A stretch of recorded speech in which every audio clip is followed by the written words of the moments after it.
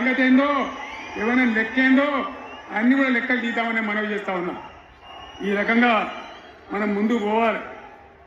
ఒక్క మాటలను ఉన్నదా ఇవాళ ఈ ప్రభుత్వం, ఈ కాంగ్రెస్ నయవంచక ప్రభుత్వం సంక్షేమంలో ఫెయిల్, మంచినీళ్ళలో ఫెయిల్, పొలాలకు నీళ్ళు ఇవ్వడంలో సాగు నీళ్ళలో ఫెయిల్, కరెంటు సరఫరాలో ఫెయిల్, రైతు బంధులో ఫెయిల్, విత్తనాలు ఎరువులు సరఫరాలో ఫెయిలేనా?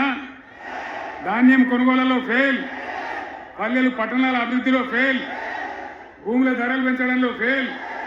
మరి దేంట్లో పాస్ అయింది?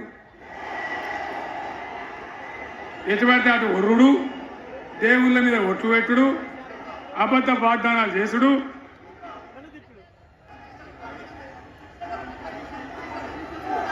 అదో కమిషన్ అట 20-30% కమిషన్లు తీసుకున్నాడు, సంచులు నింపుడు, సంచులు మోసుడు.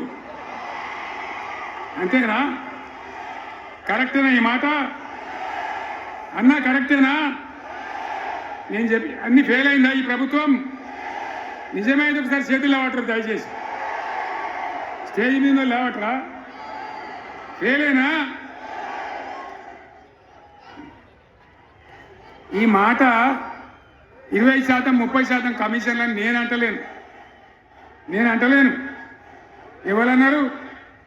స్వయంగా ఆర్థిక మంత్రి చాంబర్కు పోయి 200 మంది కాంట్రాక్టర్లు వాళ్ళు లొల్లిపెట్టి మమ్మల్ని 20-30% కమిషన్ అడుగుతుండ్రు, ఇది ఏమన్యాయమని చెప్పి సెక్రటేరియట్ చెప్పిన మాట నేను చెప్తా ఉన్నా.